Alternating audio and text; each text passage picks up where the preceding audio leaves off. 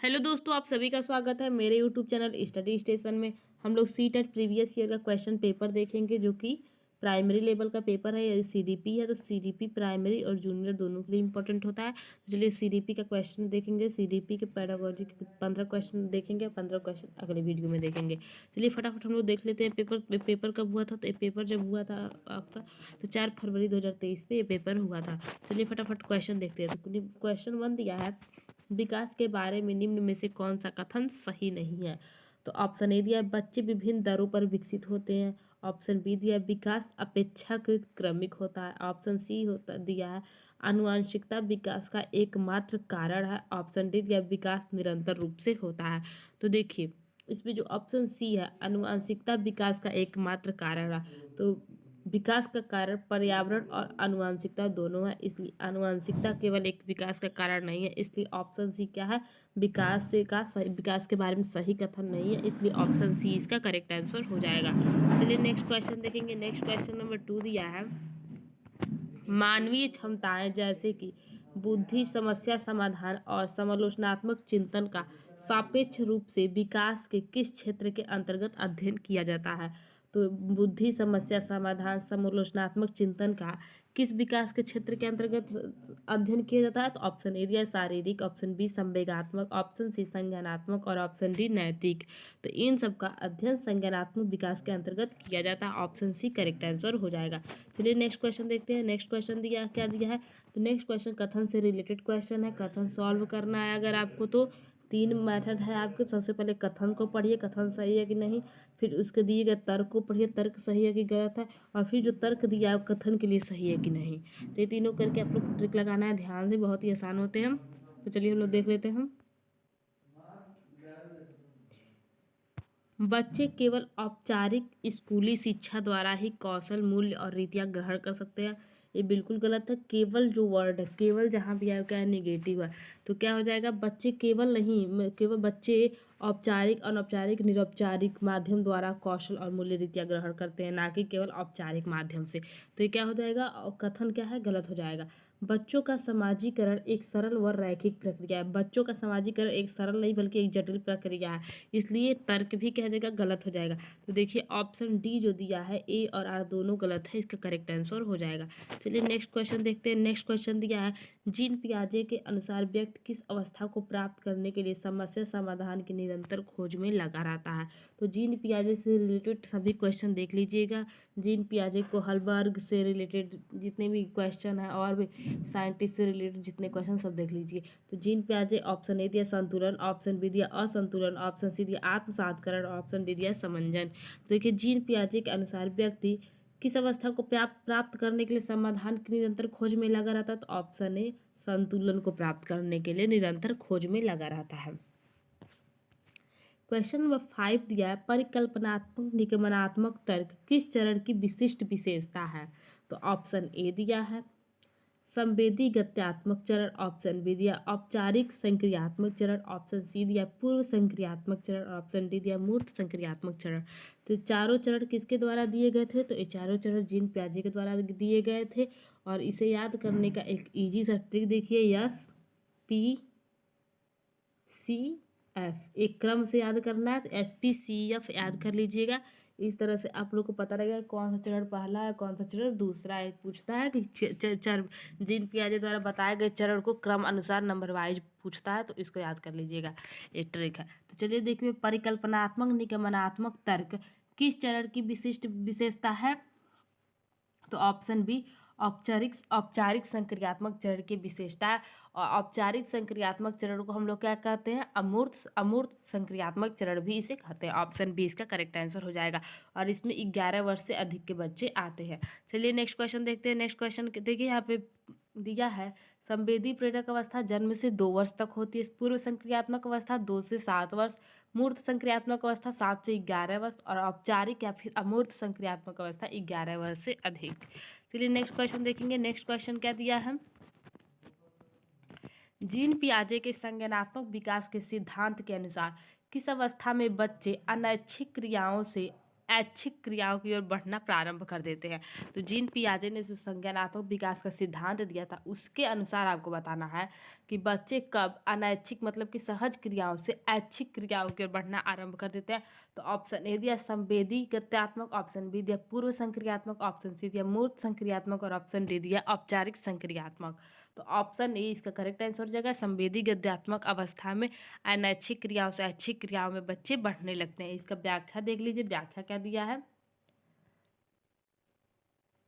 Gene पियाजे के संज्ञानात्मक विकास के सिद्धांत के अनुसार संवेदी गत्यात्मक अवस्था में बच्चे अनैच्छिक सहज क्रियाओं से ऐच्छिक क्रियाओं की ओर बढ़ना आरंभ करते हैं। पियाजे के अनुसार जन्म से 2 वर्ष की आयु तक बालक के अपने इंद्रियों द्वारा प्राथमिक अनुभव प्राप्त करते हैं। जन्म से 30 दिन तक की अवस्था में बालक केवल सहज क्रियाएं करते हैं। इन क्रियाओं में किसी भी वस्तु को मुंह से लेकर चूसने की क्रिया सबसे अधिक प्रबल होती है। 1 से 4 माह के बच्चों की सहज क्रियाएं कुछ सीमा तक उनकी अनुभूतियों द्वारा परिवर्तित होती हैं, दोहराई जाती हैं और एक दूसरे के साथ समन्वित होती हैं। 4 से 6 माह की अवस्था में बच्चे वस्तुओं को स्पर्श करने और उन्हें इधर उधर करने की अनुक्रिया करते हैं। 8 से 12 माह तक के बच्चे क्या करने लगते हैं, तो इस अवस्था में बच्चे उद्देश्य और उसको प्राप्त करने के साधन में अंतर करने लगते हैं, साथ ही साथ अपने से बड़ों की क्रियाओं का अनुकरण करने लगते हैं। इस अवस्था में बच्चे जो स्कीमा अर्थात व्यवहारों से संगठित पैटर्न सीखते हैं उनका सामान्यीकरण भी करने लगते हैं। 12 से 18 माह में बच्चे वस्तुओं के गुणों को प्रयत्न एवं त्रुटि द्वारा सीख कर ग्रहण करते हैं। 18 से 24 माह की अवस्था में बच्चे देखी गई वस्तु की अनुपस्थिति में उसका अस्तित्व समझने लगते हैं।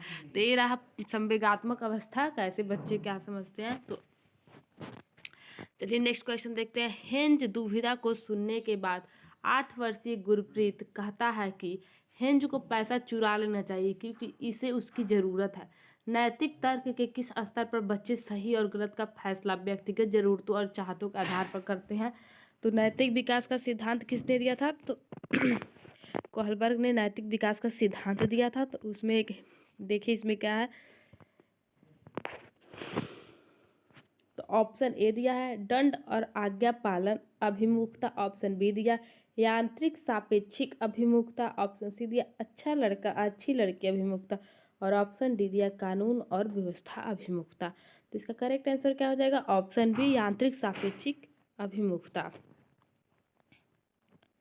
चलिए नेक्स्ट क्वेश्चन देखेंगे। लेव वाइगोत्स्की के सिद्धांत को किस तरह का सिद्धांत माना गया है।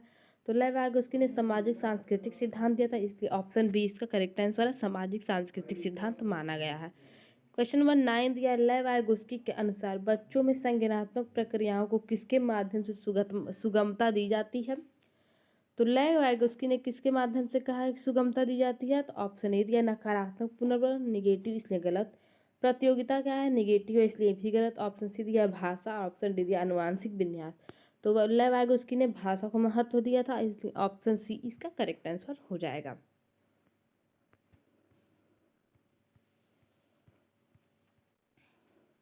क्वेश्चन नंबर 10 देखेंगे। शिक्षा को बाल केंद्रित बनाने के लिए निम्न में से क्या बदलाव जरूरी है। तो ऑप्शन ए दिया है रचनात्मक मूल्यांकन से योगात्मक मूल्यांकन की ओर, ऑप्शन बी दिया कंठस्थ स्मरण से क्रिया आधारित अधिगम की ओर, ऑप्शन सी दिया खोजी अधिगम से व्याख्यान विधि की ओर और ऑप्शन डी दिया लचीले पाठ्यक्रम से मानकी पाठ्यक्रम की ओर।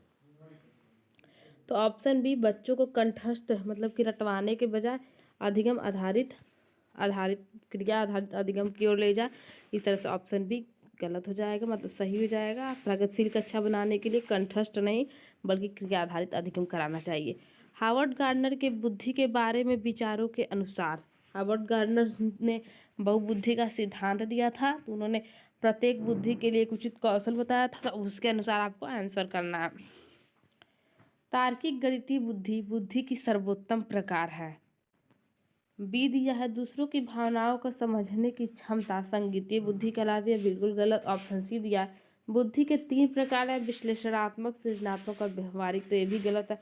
ऑप्शन डी दिया है हर व्यक्ति अपने आप में विभिन्न प्रकार की बुद्धियों के विविध स्तर निहित करता है, ऑप्शन डी इसका करेक्ट आंसर हो जाएगा। चलिए देखिए कौन कौन सी बुद्धि इन्होंने दी थी। तो दृश्य स्थानिक बुद्धि दी थी, फिर दी थी शारीरिक गति की बुद्धि, संगीत बुद्धि, अंतरवैयक्तिक बुद्धि, अंतरावैयक्तिक बुद्धि, भाषाई बुद्धि, तार्किक गणितीय बुद्धि और प्रकृतिवादी बुद्धि दी थी। यह सभी चरण एक जैविक कारक से संबंधित है जो इन चरणों को एक अलग संदर्भ प्रस्तावित करता है, जैसे कि रुचि, सक्रियता आदि। नेक्स्ट क्वेश्चन देखेंगे, एक अध्यापिका को विद्यार्थियों को किसी समस्या पर कार्य करते समय अपने विचारों के मौखिकरण के लिए क्या प्रस्तावित के लिए प्रोत्साहित करना चाहिए। इसके लिए रीजन क्या दिया है, निजी वाक बच्चों के संज्ञानात्मक विकास को सुसाधित करती है।